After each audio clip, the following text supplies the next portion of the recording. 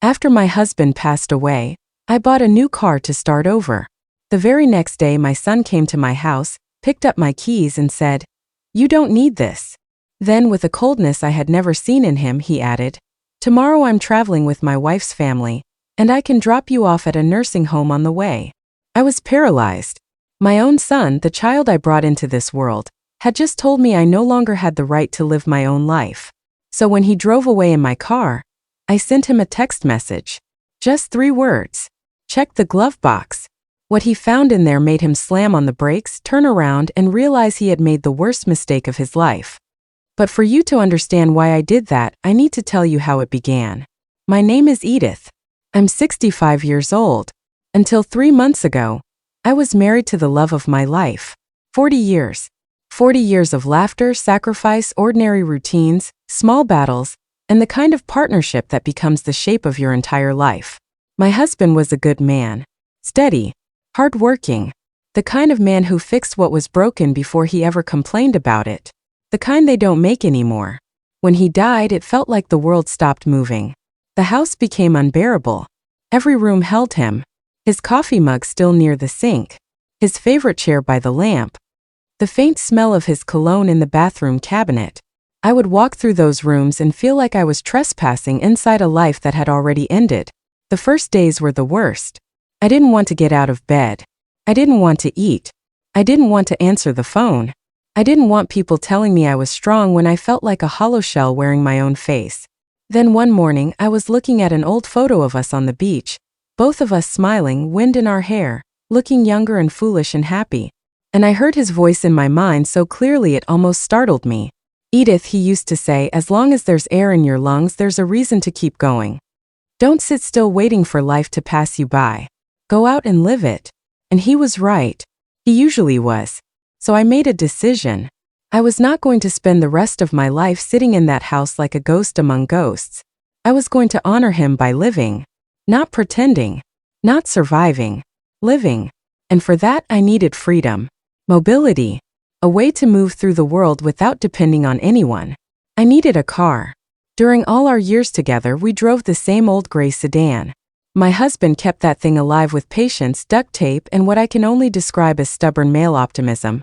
But a week after the funeral, it died for good. The mechanic told me fixing it would cost more than buying another one. So I used part of the life insurance money and some savings we had built together, and I went to a dealership. Not for anything flashy. Not for anything that would make people talk. Just something safe, reliable, simple. Something that was mine. Something that represented a new chapter. That's where I saw it. A silver sedan, clean and quiet and shining under the showroom lights. I got inside, and for the first time in months, I felt something I hadn't expected to feel again so soon. Hope. The salesman, a kind young man named Paul, explained everything patiently: the brakes, the warranty, the safety features, the maintenance plan. When he told me the price, $8,500, I knew I could do it. I could afford it. The money was mine. Earned over a lifetime of work and sacrifice, and all those little choices married people make together when they're building a future. A future my husband would not get to see, but one I still had to live. So I signed the papers that same day. The car was registered in my name. Only my name. Edith Miller. Sole owner. When I drove it home, I cried the whole way. Not because I regretted it, because I didn't. I cried because I was taking a step forward, and he wasn't sitting beside me to see it. Because the smell of new upholstery and the soft hum of the engine felt like life beginning again. And I hated that it had to begin again without him. Still, by the time I pulled into my driveway, I knew he would have been proud of me. I parked the car and sat there for a moment with both hands on the steering wheel, just looking at it. It was beautiful. It was mine. It was my beginning. I went inside, left the keys on the kitchen table, and called my son Matthew.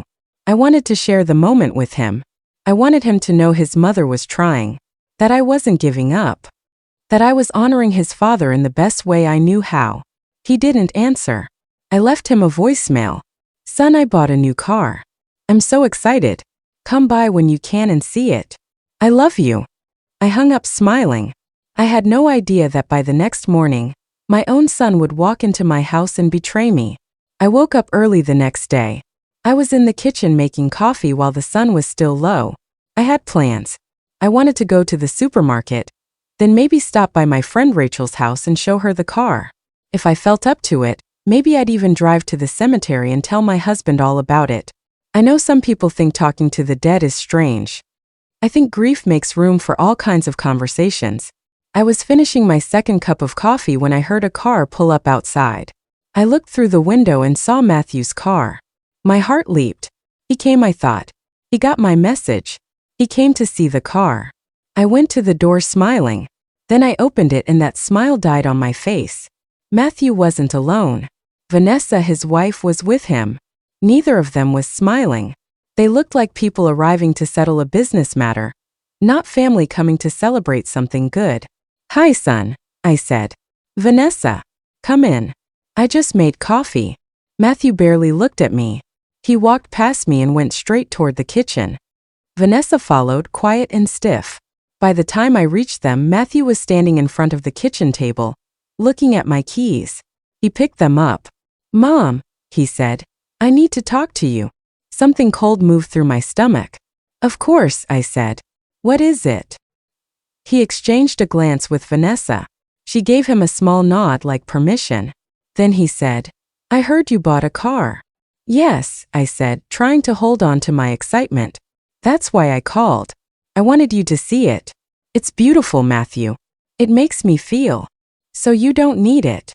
I stared at him. "What? You don't need a car, Mom. Not at your age. You don't drive as well as you used to. It's dangerous. And it's unnecessary. Insurance, gas, maintenance, what for?" Felt like a slap. "Matthew, I drive perfectly well. I have a valid license. I passed every test. And besides, it's my money. My decision." He gave me the same look people give difficult children. "That's not the point. The point is being practical. Vanessa and I have been talking. Tomorrow we're going on a trip with her parents. Our car is having problems. Yours is new. It's perfect." I raised my hand. "Wait, are you asking to borrow my car?" He actually laughed. "I didn't come to ask you anything, Mom. I came to tell you I'm using it." Then he closed his hand around my keys. "No," I said. "Matthew, those are my keys. That is my car." But he was already moving toward the front door. Vanessa followed him like this had all been decided long before they arrived.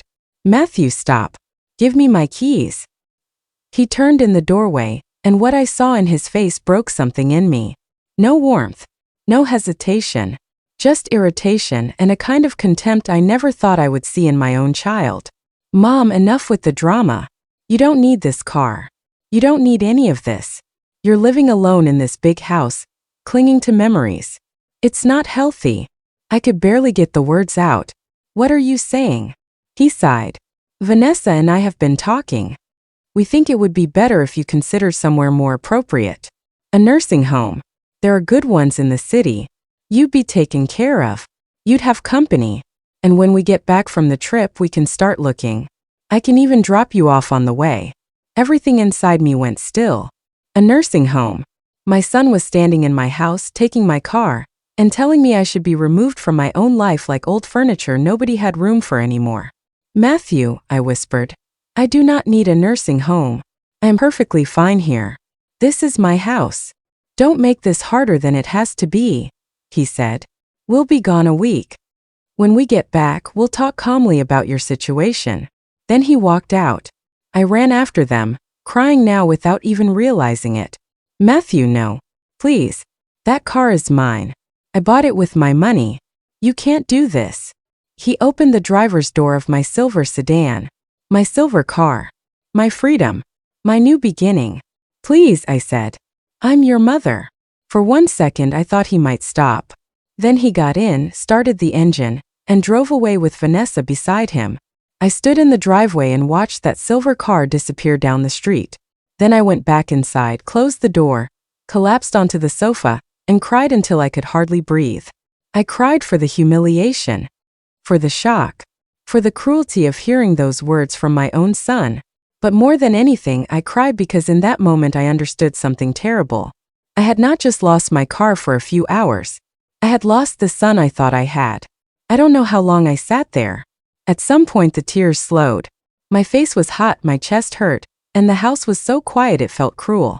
Then something shifted inside me. The grief didn't disappear. But underneath it, something colder rose up. Rage. Not loud rage. Not wild rage. The kind that clears your head.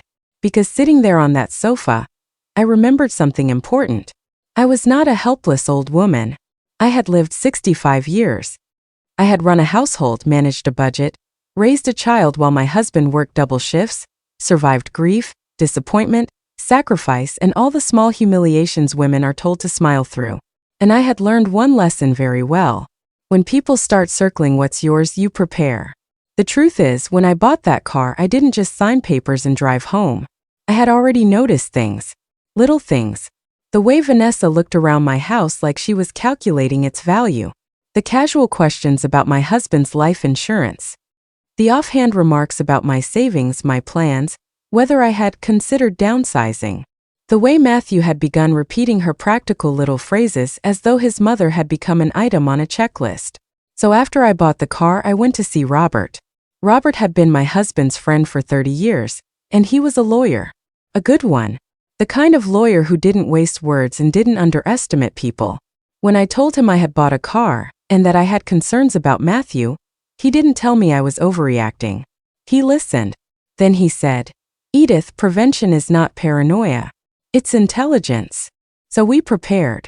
He drafted a notarized letter, stamped and signed, making it explicitly clear that the car was registered solely in my name, and that anyone taking it without my written permission would be committing a crime.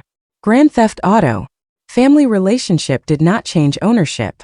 He attached certified copies of the title, the registration, and my valid driver's license to prove I was fully licensed and fully capable of owning and driving that vehicle. Then there was the second document. That one hurt. Years earlier, when my husband and I made our wills, Matthew was the primary heir. The house, the savings, what little we had built, it was meant to go to him. But after months of unease, after too many questions from Vanessa and too much silence from my son, I changed it. Not out of spite. Out of protection. In the new will, Matthew was removed entirely.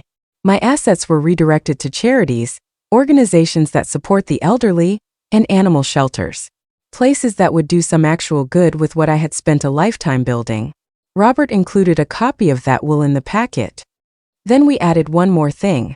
A sworn affidavit stating that I was in full command of my mental faculties, that I was not being manipulated or coerced, and that any attempt to force me into a nursing home or have me declared incompetent against my will would be treated as elder abuse and challenged legally. He even attached the results of a recent medical examination showing I was in sound physical and mental health. All of it went into one manila envelope. And that envelope, the day before Matthew came to my house, I placed in the glove box of my new car. At the time, part of me felt foolish. Another part prayed I would never need it.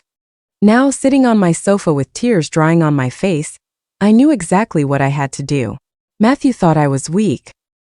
He thought I was sentimental and slow and too heartbroken to defend myself. He thought wrong. I got up, went to the kitchen, poured a glass of water, and took my phone from the table. By then I knew he had to be on the highway, heading toward Vanessa's parents' place several hours away. I pictured them feeling triumphant. Vanessa probably smiling that sharp little smile of hers, telling him how easy it had been. I opened our message thread. My fingers hovered over the screen for a moment. Then I typed 3 words. Check the glove box. I sent it. That was all. No explanation. No anger. No threat. Just those 3 words. And then I waited. 10 minutes later my phone rang. Matthew. I let it ring. He called again. And again. I ignored every call. Then the messages started. Mom, what is this? Call me. Please call me. I said nothing. Then the text I had been waiting for finally appeared. Mom, please don't do this. It was a mistake. I'm sorry. We can fix this. Don't call the police. I read it twice. Then again. The panic was right there in every word. He had read the letter. He had seen the title. The will. The affidavit. He understood that his little family power play was not just cruel. It was criminal. I waited another 10 minutes before answering. Bring the car back to my house now. His reply came immediately. I'm 3 hours away. I'm turning around right now. I'll be there as soon as I can. I promise. I set the phone down and leaned back in my chair. It wasn't joy I felt. It was justice. Not loud, triumphant justice. Something quieter. The feeling of a spine straightening after being bent too long. I went to my bedroom and looked in the mirror. A 65-year-old woman looked back at me. Gray hair. Lines around the eyes. Hands marked by years of work. But I also saw something else. Strength. Dignity. Resolve. I changed my clothes. Put on a dark green dress my husband had once bought me. Combed my hair. Added a little lipstick. If I was going to face my son after this, I was not going to do it looking broken. I called Robert and told him what had happened. He listened, then said, "Technically, he committed a crime. You have every right to file a report. You also have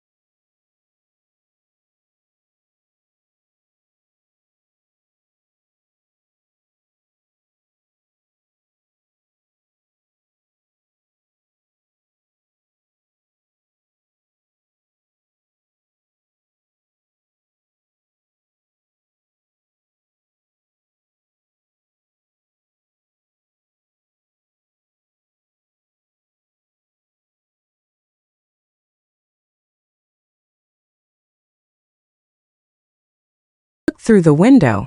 Matthew was behind the wheel. Pale. Exhausted. Vanessa was nowhere in sight. Good, I thought. He sat there for a moment before getting out. Then he took the manila envelope from the passenger seat, came to the door, and rang the bell. He did not use his key. I made him wait a few seconds before opening. When I did, his eyes were red. He had been crying. "Get inside," I said. We went to the living room in silence. He placed the keys and the envelope on the coffee table between us and sat down when I told him to. "I read everything," he said. "Mom, I didn't know you had all that prepared." I crossed my arms. "And what exactly does that change? Does your ignorance make what you did acceptable?" He shook his head immediately. No. What I did was wrong. Very wrong." "Then say it," I said. "Tell me exactly what you did." He swallowed. "I took your car without permission. That was theft. And I said horrible things to you. The stuff about the nursing home. I don't know what I was thinking." "Oh, I think you do," I said. "You thought I was an old woman you could control. You thought I would cry and give in." He began to cry harder. "No, Mom, I love you." I laughed once without humor. "Love? You came into my house, took my keys, and told me you could drop me at a nursing home on the way to your vacation. If that's love, your definition is rotten." He covered his face. "It was Vanessa." He stopped. I leaned back slowly. "Was it?" He looked miserable. "That's not an excuse," he said quickly. "I know that. I'm not blaming her. I did it. I said it. I made the choice." "Yes," I said. "You did." Then I asked the question I already knew the answer to. "Why?" He stared at the floor. "We've been having money problems," he said. "The trip mattered to her parents. We needed a good car. Vanessa kept saying you didn't really need one, that you'd eventually move anyway, that it made more sense if we used it. Then she started talking about your house, about planning ahead, about how you were alone and how someone had to be practical." His voice faded. "And you listened," I said. He nodded. "I'm sorry," he whispered. I stood and walked to the window, looking out at the silver sedan in the driveway. "A mistake," I said quietly. "That's what you called it in your text. A mistake." I turned to face him. A mistake is forgetting milk at the store. This was not a mistake. This was deliberate. You came here intending to take something that was mine. Not just the car. My dignity. My independence. My right to decide what happens to my own life. He nodded through tears. I know. No, I said. I don't think you do. Because if you really understood what it means for a woman who just buried her husband to finally choose life again, to buy one simple car and feel hope for the first time in months, you never would have walked in here and tried to take that from me. He started sobbing. For a moment I wanted to soften. I didn't. Instead I asked, "Where is Vanessa?" I left her with her parents. Why? When she saw the documents, he said. She got furious. Especially the will. She said I'd ruined everything. There it was. Not grief for what had been done to me. Not shame. Everything. Everything they thought they were entitled to. I sat back down. I need you to hear me carefully, Matthew. I raised you. I fed you. I worked myself to the bone so you could have choices. When your father was working 16-hour shifts, I was the one up at night with you, at school with you, fighting for you. I sold jewelry to pay for your music lessons. I gave you more of my life than you will ever fully understand. He looked wrecked. And when your father died, I continued, where were you? You came to the funeral. You stayed 2 days. Then you went back to your life and left me in this house with my grief. I didn't ask you to stop living. I asked for compassion. A phone call. A little care. I know, he said. I know. And then the first time you really show up is to steal from me. He covered his face again. I'm a terrible son. You've behaved like one, I said. But what matters now is what you do next. He looked up desperate. Tell me. First, you are going to decide whether you want to remain a man who can be led by greed and convenience. Because as long as Vanessa has that kind of influence over you, I cannot trust you. He flinched. She's my wife. Yes, I said. And I am your mother. Yet you still manage to do this to me. So let's not pretend the word love guarantees anything. He said nothing. Second, you are going to start therapy. Individual therapy. Not couples therapy. You need to understand how you became a man who could stand in his mother's kitchen and treat her like a burden. I'll do it, he said immediately. Good. And until you've done real work, more than one apology, more than tears, you are not welcome in this house. That hurt him. It was supposed to. He started to stand, maybe to hug me, but I took a step back. Not yet, I said. He stopped.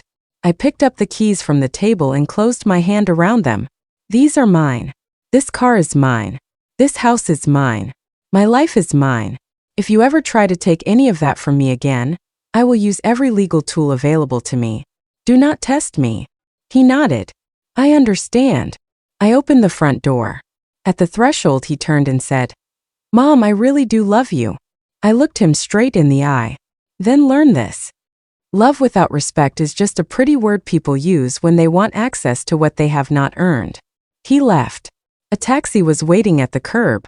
I watched him get in and drive away, looking smaller than I had ever seen him. Then I closed the door and leaned against it while my whole body shook. Not from fear. From adrenaline. From the shock of finally choosing myself. I called Robert and told him what had happened. He said I had done exactly what I needed to do. That the documents remained valid. That if I ever needed to go further, I could. When I hung up, the house went quiet again. And in that silence, the grief came back. Not for the car. Not even for the fight. For the illusion. For the version of my family I had spent years protecting in my own mind. That night I cried again, but differently. Not like a woman being humiliated. Like a woman mourning the truth. Later, I opened a box in my bedroom closet I had been avoiding since my husband died.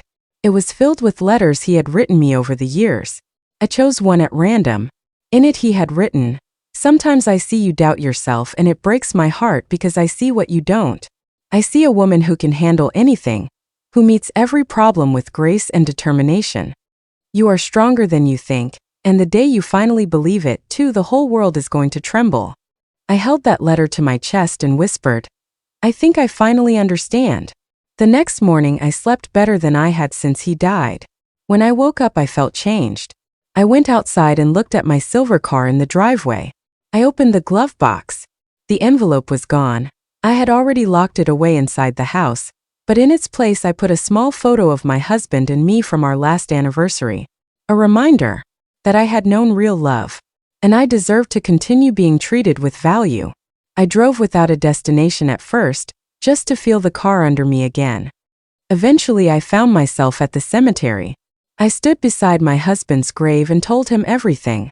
About the car, Matthew, Vanessa, the documents, the confrontation, the boundaries I never thought I would have to set. And somehow, kneeling there with my hand on the engraved stone, I felt peace. Like he would have approved. Like he would have said, "That's my girl." When I came home, there was a red sedan in my driveway and Vanessa was sitting on my porch steps waiting for me. Of course she was. I parked and got out slowly. She stood up, arms folded, chin lifted. "We need to talk," she said. "About what?" "About what you did to Matthew. About how you almost put him in jail over a misunderstanding. About that ridiculous will." "A misunderstanding?" I said. "Is that what theft is called now?" She rolled her eyes. "Oh please, Edith. He's your son. Family shares things." "He didn't ask. He took. And he told me I should go to a nursing home." He was frustrated.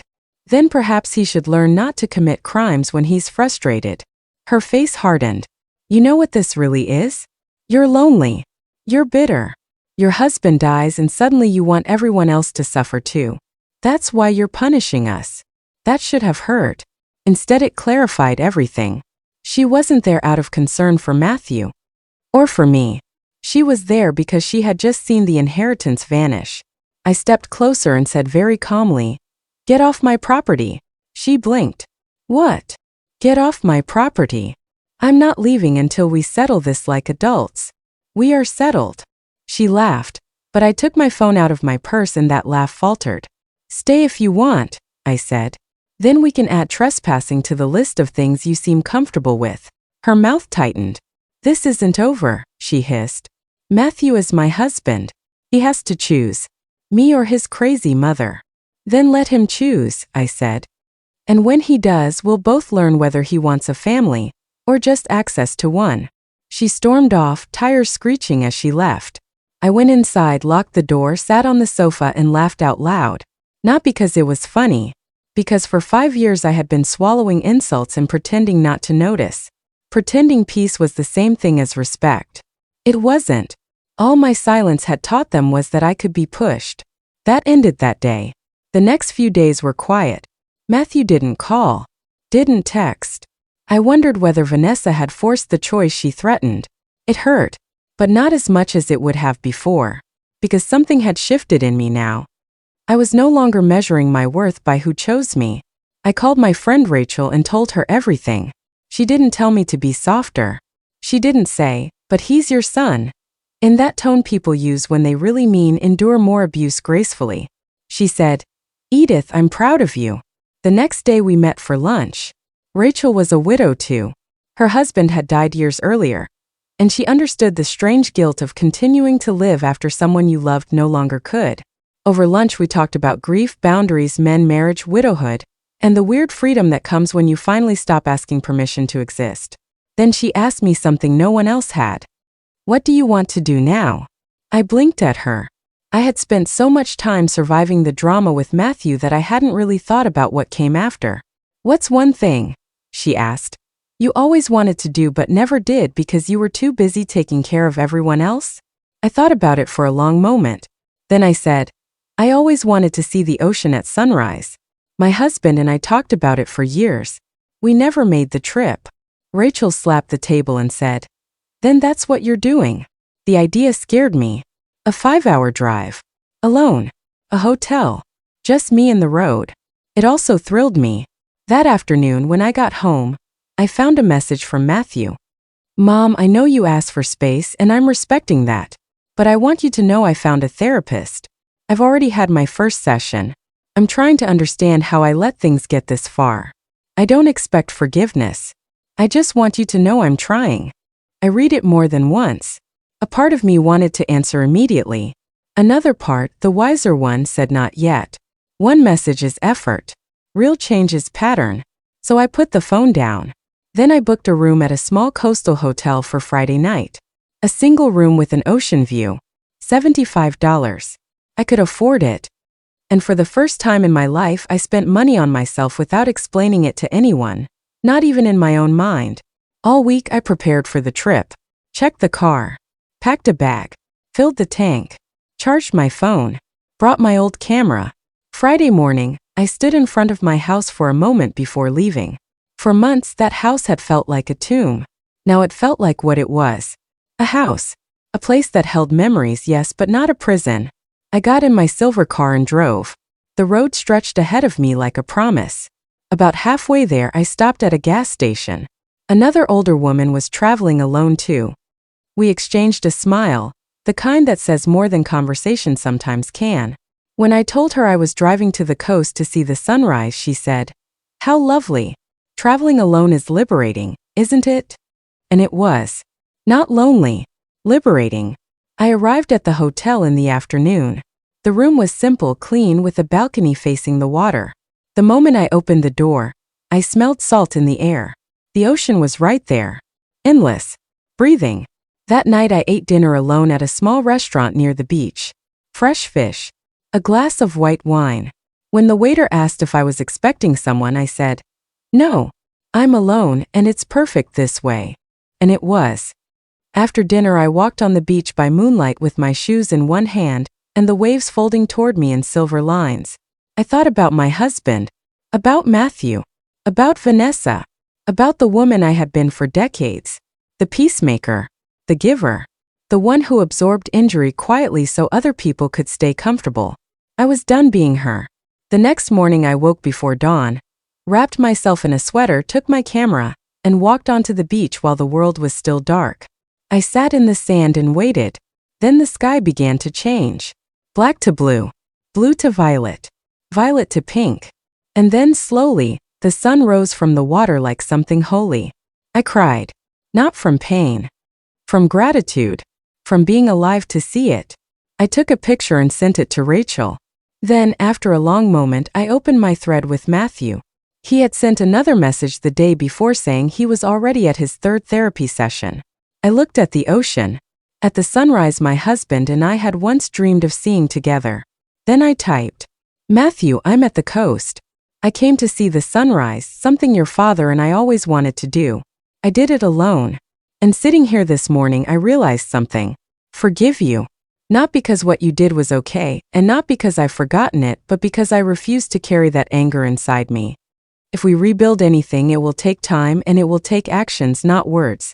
I'm going to keep living my life. I'm going to keep being happy because I deserve that. I love you. But now I also love myself. And I will never negotiate that again." I read it once, then sent it. And in that moment, something truly lifted. Not the memory. Not the scar. The burden. When I got home later that day, there was another message from Matthew. "Thank you, Mom. I'm going to prove to you that I can change." And about Vanessa. "There are things I need to fix." I smiled, but gently. I didn't know what would happen next. Maybe he would change. Maybe he wouldn't. Maybe he would leave her. Maybe he wouldn't. For once, the answer did not determine whether I would be okay. Because I had discovered something no one had ever taught me directly. But life had forced me to learn. I was enough. Not as a wife. Not as a mother. As myself. That evening I sat in my living room with a cup of tea, and looked around at the life my husband and I had built. The furniture we chose together. The photographs. The years pressed into the walls like warmth. And instead of feeling trapped by the past, I felt grateful for it. Because this was not the end of my story. It was the beginning of a different chapter. One where I was not waiting to be chosen. One where I did not hand over my dignity for the comfort of others. One where my life belonged to me. My son took my car thinking I would do nothing. Thinking I was weak. Thinking I was old enough to be ignored and frightened into obedience. What he found in that glove box was not just legal paperwork. It was proof. Proof that I was still fully here. Still capable. Still protected. Still a woman with rights, with intelligence, with a voice, and with limits that would no longer be crossed. And now when I drive my silver car through the city with the sun on my face and the wind moving through the open window, I know I made the right choice. I defended my dignity. I set my boundaries. And I got my life back. If this story touched your heart, if it made you think about the respect every person deserves, leave me a like, subscribe to Elderly Stories, and tell me in the comments what you would have done in my place. Because no matter our age, no matter who is trying to make us smaller, we all deserve to be treated with dignity. Thank you for listening to my story. This is Edith. And finally, after 65 years, I learned how to live for myself.